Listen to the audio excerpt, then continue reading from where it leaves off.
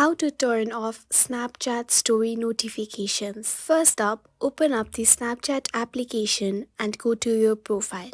Your profile will look something like as shown on the screen. Scroll down a little bit and you can see an option called My Friends.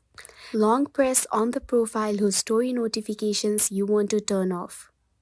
Once you long press on the profile, there will be a bunch of options that you can see as shown on the screen.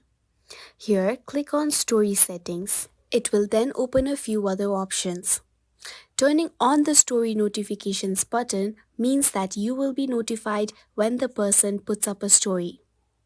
Turn it off as shown on the screen and the story notifications will be turned off of the person. You also have an option to mute the story of the person. For that, click on the button next to the mute story option. And this is how you can easily turn off the Snapchat story notifications of a person.